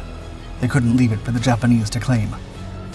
Dace unleashed her final 4 torpedoes at Darter, but the sub was too high on the reef, and every projectile missed, leaving Darter intact. With no other options, Dace's crew manned the deck and used the vessel's main guns to painstakingly destroy the Darter one hole at a time. 26 men fired simultaneously, exhausting their ammunition. They inflicted considerable damage, but Darter was still far from obliterated when the radar operator shouted, quote, "Plane contact, 6 miles." Claggett immediately ordered the men to clear the deck. The conning tower had a lone open hatch around 2 feet across. Dace started to go under, and everyone on deck made a wild rush for the hatch. While some people made it down the hatchway unharmed, others toppled sideways, dived headfirst, or landed in a heap. Just before the boat sank, the officer at the deck closed the hatch. Though there were smashed fingers and injured shins, everyone made it down safely. Not a single man from Darter's or Dace's team lost his life during the rescue attempt or the battle.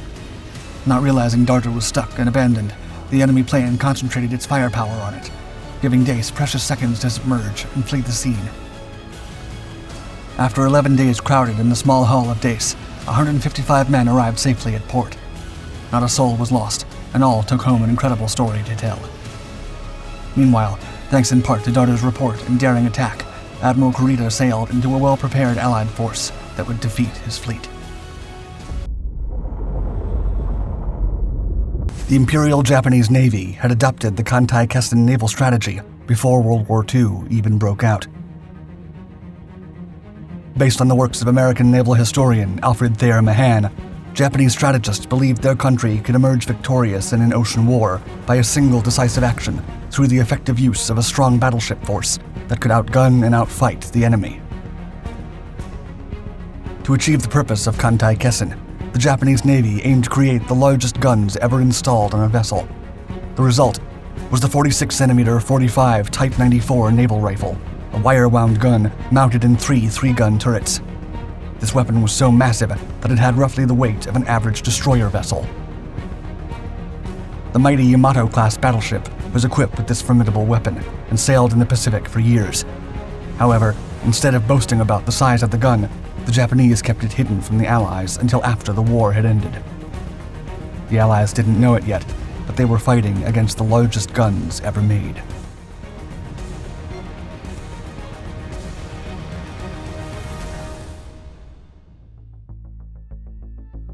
In the 1930s, Japan's government, controlled by the military branches, felt that it could and should dominate all of East Asia through military force. Consequently, the empire adopted an ultra-nationalist and militant approach to significantly expand its already vast territory.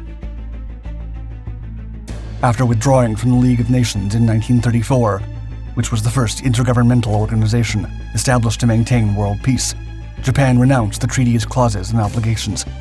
This was followed by its retreat from the Washington Naval Treaty, which limited the power, size, and number of capital ships. Recognizing that Japan would be unable to compete with the output of the United States naval shipyards should war break out, Imperial Navy planners began designing a new class of heavy battleships.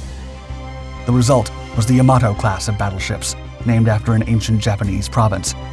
With a weight of 70,000 tons, the Yamato class was designed to engage multiple enemy battleships simultaneously, and was specifically created to counter the numerically superior U.S. battleship fleet, Japan's main rival in the Pacific. During construction, the Japanese Navy made great efforts to ensure the ships were built in extreme secrecy, to prevent American intelligence officials from learning of their existence and specifications. The keel of the Yamato, the lead ship of the class, was laid down in 1937 at the Kure Naval Arsenal in a dockyard that had to be adapted to accommodate her enormous hull. Launched on August 8, 1940, with Captain Miyazaru Shotoku in command, the lead ship was formally commissioned 7 days after the infamous Pearl Harbor attack in December of 1941. With a displacement of almost 72,000 tons and a maximum speed of 27 knots, the Yamato class was the largest and most powerfully armed battleship ever constructed. It was fitted with 9 46cm, 18.1 inches Type 94 main guns, the largest ever mounted on a warship, and had a total crew of 2,800.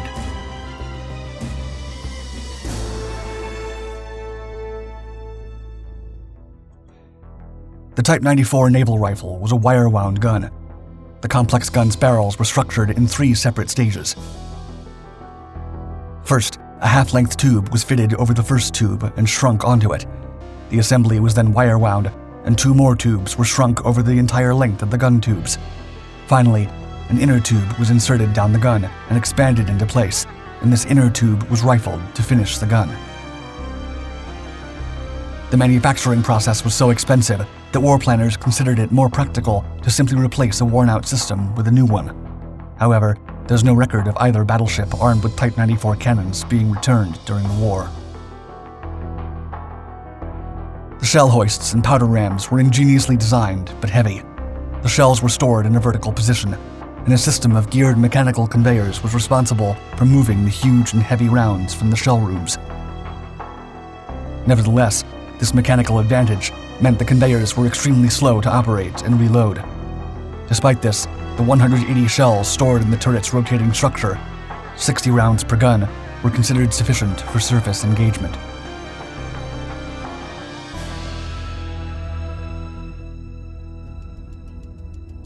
When the Type 94 guns were mounted, each of them weighed 2,510 tons, roughly the same tonnage as an average-sized destroyer of the World War II era. In an effort to hide the weapon's actual size, the guns were designated as much smaller, only 15.75 inches, and remained a closely guarded secret until after the end of the war. The first of the 27 produced guns was completed in March of 1938 and was tested at the Kamagakubi Proving Grounds. During trials, the blast at the Kamagakubi test range was 100 pounds per square inch at a target 50 feet in front of the muzzle, twice as high as that for the guns used on the earlier Nagato class. Although Britain later designed the N3 class battleship fitted with 18-inch guns, none were actually built, leaving no Allied naval guns to compare with the Type 94. While closely matched by the American-made 16-inch Mark VII at long ranges, the 18.1-inch cannons used on the Yamato class battleship were the most powerful guns ever installed on a vessel of its kind. Particularly in close-range engagements, the penetration power of the Japanese weapon was unsurpassed. According to some Japanese accounts, the Type 94's muzzle blast was said to have been powerful enough to rip the clothes off personnel standing too close when the guns were fired. Additionally, unlike most of the guns of other navies, Type 94 could fire special anti-aircraft shells, referred to as sanshiki or beehive, which combined shrapnel and incendiary anti-aircraft rounds against enemy vessels.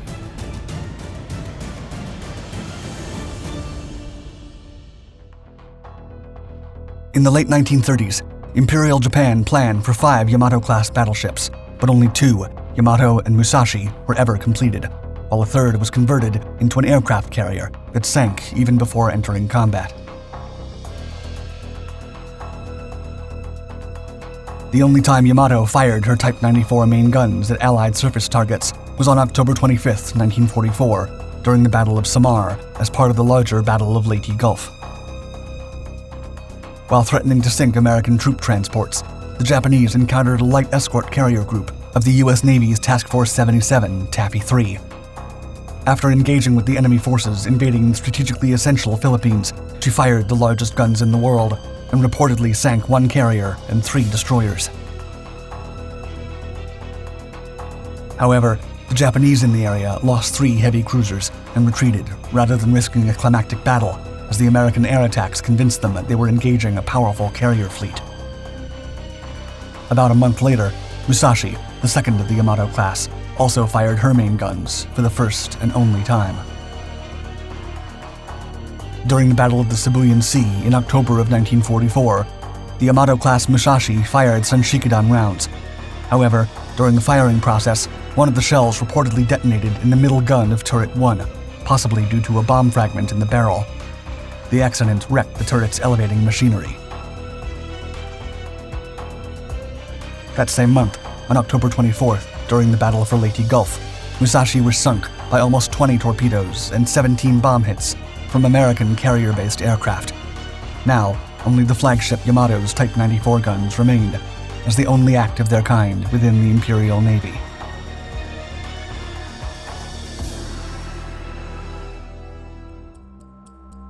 By 1945, the naval power balance in the Pacific theater had decisively turned against the Empire, and not even the largest guns in the world could save Japan. As the year progressed, the Imperial fleet became depleted and severely hobbled by critical oil shortages in the home islands. In a desperate attempt to slow the Allied advance, Yamato was dispatched on a one-way mission to Okinawa, with direct orders to beach herself and fight against the enemy until destroyed, as a last-ditch effort to protect the island. However, insufficient air cover and fuel cursed the endeavor as a suicide mission. After being spotted south of Kyushu by American submarines, Yamato was bombarded with carrier-based bombers and torpedo bombers. On April 7, 1945, one of the greatest battleships of its time was sunk in Japan's first major counteroffensive in the struggle for Okinawa. Weighing 72,800 tons, the massive ship, her 9 guns, and most of her crew were sunk, disappearing Japan's only hope of destroying the Allied fleet off the coast of Okinawa. In total, 27 Type 94 naval guns were produced by the Japanese Imperial Navy, with 18 of those lost with the sinking of Yamato and Musashi. In accordance with the United States Army's order of disarmament, 2 additional test guns were demolished, while the remaining 7 were found in various stages of completion on a beach north of the Kamagakubi test firing site. The last 2, numbers 23 and 27, were taken to the Dahlgren Proving Ground in Virginia, United States, for testing, arriving in June 1946. Upon a thorough examination by a U.S. naval technical team, the Type 94 turrets were found to have nothing in common with British Vickers designs, and were in fact entirely original.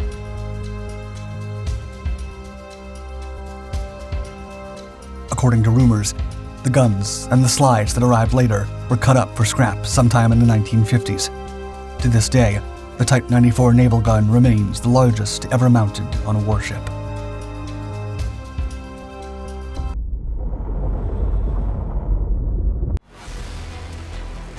In the 1970s, the Soviet Union embarked on an audacious project that was unrivaled in its ambition, constructing a surface warfare vessel that could measure up to the mighty battleships of the world wars, a feat abandoned by navies worldwide due to crippling costs and glaring vulnerabilities.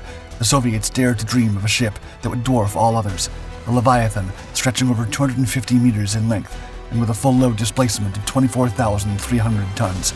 It would be nearly double the size of any American competitor. Undeterred by changes in global naval strategy, the Soviets defiantly forged ahead, bringing to life their colossal ships that were not only nuclear-powered, but also equipped with an arsenal of formidable weaponry. These included 20 P-700 Granite anti-ship missiles and 96 S-300F Fort long-range surface-to-air missiles, making them a dangerous adversary for any naval force. Their nuclear reactors gave them an essentially unlimited range, allowing them to project power across the globe. These maritime behemoths were so menacing at their debut that they stirred the U.S. Navy's slumbering giants, resurrecting an old American fleet that was considered all but extinct. Originally designed to threaten the U.S. Navy's crown jewels, the irreplaceable aircraft carriers and ballistic missile submarines, these surviving Soviet titans have since transitioned into new roles, proudly flying the Russian flag. One Russian military expert lays bare their potential. As the only remaining battlecruisers from Russia's naval arsenal, the Kirov-class warships not only stand as an imposing testament to the country's naval prowess, but are also poised for a significant service life that stretches far into the future. The saga of the Kirov-class battlecruisers is not just a tale of Russian naval might, but also a testament to their impact on global naval strategy.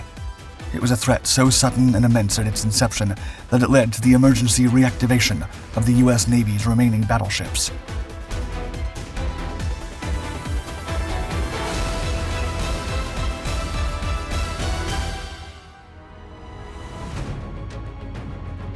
In the 1970s, the tension between the superpowers was reflected not just in politics, but also in the water.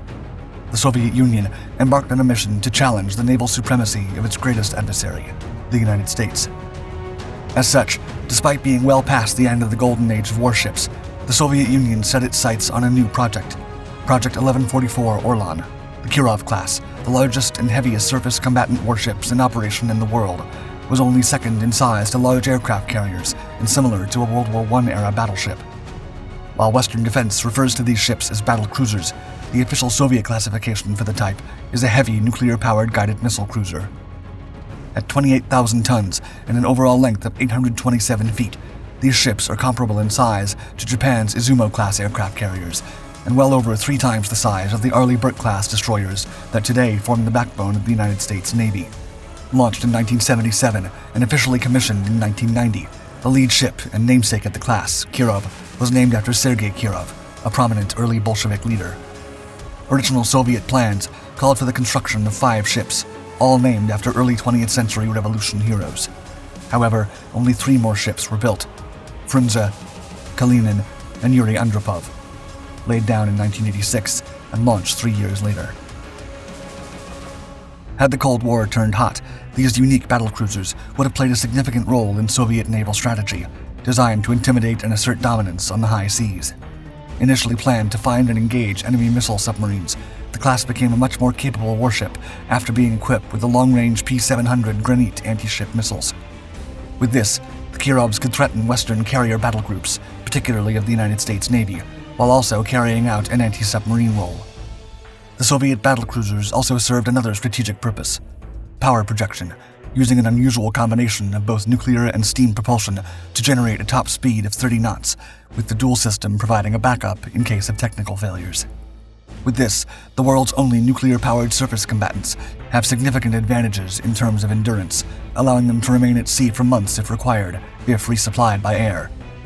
They can also cruise at full speed for significantly longer than other cruiser or destroyer classes. On paper, the Kirov class was the ideal platform, forming the core of task forces that could influence political developments worldwide. The Soviet Navy planned the Kirovs to operate in tandem with a new class of nuclear-powered aircraft carriers that ultimately never came to be.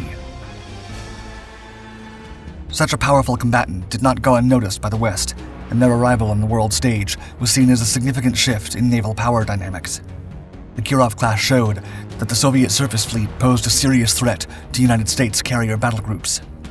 In the 1980s, Secretary of the Navy John F. Lehman Jr. of the Reagan administration proposed that the Iowa-class ships be reactivated. The plan aimed to counter the Soviet Union's expansion of its navy, with the Kirov class being seen as a particular threat.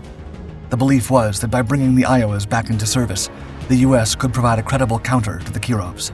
Unsurprisingly, the reactivation suggestion triggered a heated debate, given the cost and the fact that the ships were seen as somewhat outdated. Although the vessels differed dramatically in capability, configuration, and technology, they were large vessels.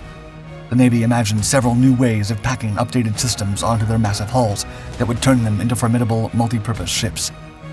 Eventually, the U.S. Navy recommissioned 4 of these ships: Iowa, New Jersey, Missouri, and Wisconsin. The models received significant upgrades to their weapons and electronic systems, including the addition of Tomahawk cruise missiles and Harpoon anti-ship missiles. One thing they kept from their old configuration was that they retained their main battery of 9 16-inch guns, which could deliver awe-inspiring firepower. These ships' presence served as a counterbalance to the Soviet Union's Kirov-class battlecruisers. Yet the Kirov's reign was as impressive as it was short-lived. As such an impressive yet costly vessel class, the Kirov battlecruisers were expensive to build and maintain, especially for a Soviet economy that was already strained. Some critics have suggested that the Kirovs, along with other expensive military projects, contributed to the financial crises that ultimately led to the collapse of the Soviet Union in 1991.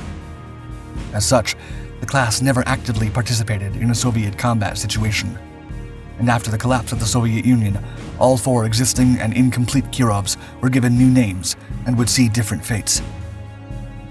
Following a reactor accident in 1990 during her second deployment, Kirov was never repaired again. After being placed in reserve, she was renamed Admiral Ushakov. Frunze, now named Admiral Lazarev, and Kalinin, now Admiral Nakimov, were put in storage to await their fates. However, Yuri Andropov, the last Kirov vessel to be constructed, was renamed Pyotr Veliki, Peter the Great in English, and since the fall of the USSR has remained operational with the Russian Navy, today serving as the flagship of Russia's Northern Fleet. In 2008, Peter the Great was part of a naval task group that sailed to the Caribbean Sea to conduct exercises with the Venezuelan Navy. Arriving on November 25, 2008, coinciding with a visit by Russian President Dmitry Medvedev, the task force conducted a combined exercise known as Venrus 200 with the Venezuelan Navy that December. This exercise was seen as a significant show of force, as it marked the first time since the end of the Cold War that Russia had sent such a strong naval force into the Western Hemisphere. Over the years, there have been persistent rumors regarding the return of the 3 other Kirovs to service, with the first 2 ships decommissioned shortly after the Soviet Union disintegrated and deteriorating badly in storage. It was expected that the already in service Pyotr Veliki and her sister ship, Admiral Nakimov, would be modernized with 21st century sensors, electronics, and weaponry, as an attempt to double its active fleet of giant nuclear-powered battlecruisers from 1 to 2. But for over a decade now, the process has not been going well. The main problem with this modernization is the nuclear-powered engines, which use enriched uranium. Today, Russian industry lacks the capacity and expertise to produce reliable gas turbine engines for large ships. This means the workers must make do with the older machinery, particularly the engines already aboard the old Kirovs, which is almost 50 years old. This is why Russia has only been able to maintain one cruiser, Peter Velicki, since the late 1990s. For years, the date has been pushed back further and further, adding to the confusion.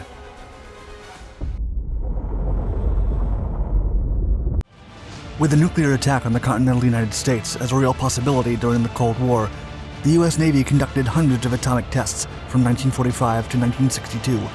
During the heyday of the trials, the Navy attempted to test their underwater atomic power through an elaborate and very loud test. Under Operation Wigwam, Navy scientists and sailors sought to measure the range and lethality of underwater nuclear blasts by using a nuclear warhead twice the size of the Hiroshima bomb. And although the test was supposedly performed in a deserted area, hundreds of miles away from the California coast, it is said that the implications were far more sinister.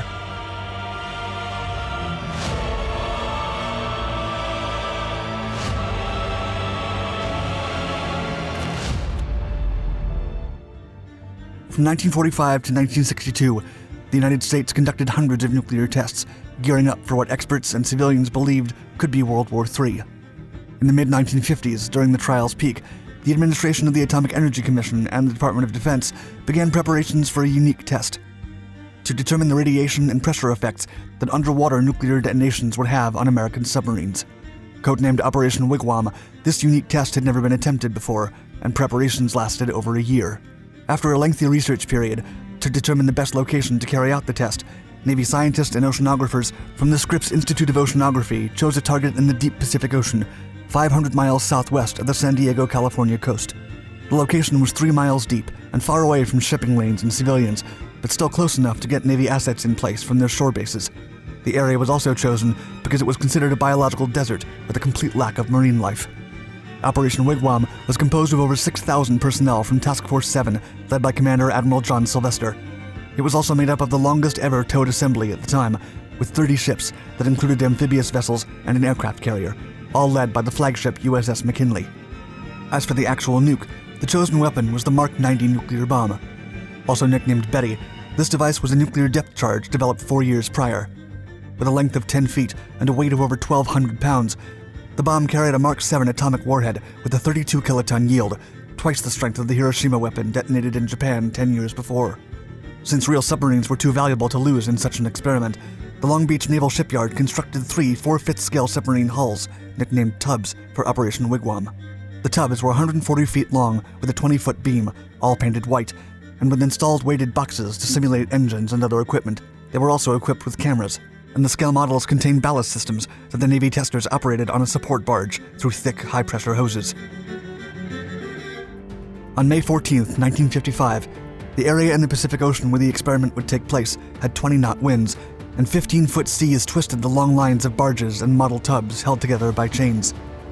Shorn of its fins and other equipment, the Betty nuke depth charge sat in a specially built steel pressure housing suspended 2,000 feet below the shot barge. Meanwhile, a 6-mile tow line connected the USS Tawasa Cherokee-class fleet tug to the shot barge. The tubs were each packed with cameras and telemetry instruments and was supposed to float 290 feet below the surface and between 1 to 2.5 miles from the bomb. However, on the day of the official test, the tubs proved difficult to submerge. After several failed attempts, and when one of the model submarines couldn't sink due to mechanical problems, the Navy engineers reconfigured it as an above-the-surface target. Despite these problems, Task Force 7 was ready to launch Betty. As H-hour approached, the crew vessels retreated at least 5 miles from the array, and only 2 converted Liberty ships remained nearby to monitor radiation. Finally, minutes before 1 p.m., the crews hunkered down in shielded compartments and readied for the blast. The equipment intended to measure the underwater bubble generated by the explosion was not operational during the blast. Because of this and the bad weather, the recovery of most of the test data failed. However, according to estimates, Betty's detonation fired a hot bubble explosion over 375 feet wide, and its pulsation period was approximately 2.83 seconds. When the bubble broke the surface, it created an enormous 800-foot-high plume of highly radioactive saltwater. The surface disturbance, which stretched nearly a mile, created a shockwave that formed instant pressure clouds above the plume and bounced off the bottom of the ocean, shaking the support barge that was close by. The unevenness of the sand and soil at the bottom of the ocean caused unusual reflections, and the vessels closest to the explosion was severely damaged, including USS Tawasa, an observer vessel with scientists on board. Even a ship 5 miles away from the blast experienced unplanned effects. Meanwhile, over 1,000 miles north of the detonation site, Navy hydrophones picked up the sound of the explosion. The noise was so loud that the Point Sur station soon detected echoes from Hawaiian Islands over 2,500 miles away. In addition, a Greek freighter approaching the Bay Area was also shaken up. Believing it was an earthquake, the crew issued radio reports, and the men stood by in case the city needed assistance. To make matters worse, the radioactive contamination spread across 5 square miles of water only half an hour after Betty's detonation. Within 24 hours of Operation Wigwam, the radioactive contamination had dissipated entirely. The Navy then concluded that ships and aircraft could continue to operate in the area, but contaminated water was found at different depths in the weeks that followed. Still, it came in slow volumes. The radioactive mist produced by Betty also covered many of the vessels participating in the project. According to the official report, the radiological safety of the procedure was the responsibility of the Naval Radiological Defense Lab, which determined the necessary measures to minimize exposures to personnel, rank and evaluate radiological hazards and potentially contaminated areas, control exposure and spread of radioactive contamination, and document the levels of exposure. Nearly all personnel involved in the operation were given a film badge to measure the exposure. Crew members whose duties exposed them to greater measures received a badge on a daily basis, and to process the results, one of the vessels in Task Force 7, USS Wright, had a film processing center where scientists could interpret and record the results. While government sources assured their crews that the doses were low, the amount of radiation exposure in the personnel remains contentious. Had any of the vessels lost propulsion, the surface radiation would have obliterated their sailors an hour after the test. According to Admiral Commander John Sylvester's report, quote, "It was necessary to direct a few ships into radioactive water. Saltwater systems and hulls were contaminated by this experience, but not to a level high enough to become a health hazard when the proper precautions were taken. It was also necessary to bring radioactive material, such as water samples, buoys, and cables, on board some ships. Adequate precautions prevented serious health hazards." After Wigwam, several veterans and their families expressed concerns about the operation's health implications, arguing that the dosimetry film badges could not measure ionizing radiation, and they pointed to cases of early cancer victims among many of the over 6,000 participants. According to R.J. Ritter, a crew member aboard the USS Tawasa observer ship that participated in the operation, quote, "The planners' major concerns were focused on the scientific and military results of the test. Any concerns for the possible hazards facing thousands of men involved firsthand and stationed at the blast site seemed at the time to be secondary in nature." Although the test site was deemed a biological desert by experts, Tom McCarthy, a Navy veteran that participated in the operation and lost his life to cancer at age 44, said later that after the detonation, the ocean was covered in deceased marine life as far as the eye could see. Several experts also estimate that the blast might have deafened every whale in the nearby Pacific. However, the Wigwam test proved the effectiveness of American nuclear anti-submarine weapons, as the closest scale tub, only a mile away from the explosion, sank within a second. In addition, the next tub survived the initial blast, but sank as it was being towed back to California. Thanks to Operation Wigwam, the U.S. Navy proved that an American nuclear depth charge exploding in deep waters could destroy a modern submarine more than a mile away. In contrast, older submarines needed twice that distance to achieve the same feat. The operation was the first atomic test trial in the deep ocean ever performed, and the experiment remains the only known test ever conducted in waters deeper than 1,000 feet.